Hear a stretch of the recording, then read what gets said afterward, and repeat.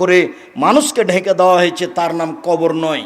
কবর বলতে যদি এই কবরই হয়, তাহলে যাকে বাঘে খেলো তার কবর কোথায়? কবরস্থানে যে ঢেকে দিয়েছে তাকে, এর নাম কবর নয়। যদি এটাই কবর হয়, তাহলে পানিতে ডুবে হারিয়ে গেল যে, তার কবর কোথায়?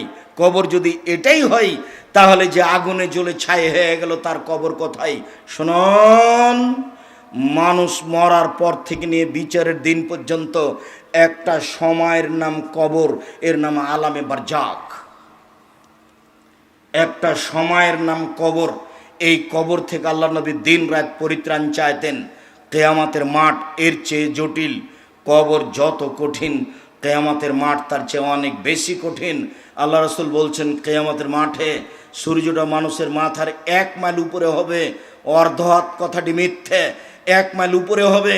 আর এই সূর্যের তাপে মানুষ ঘেমে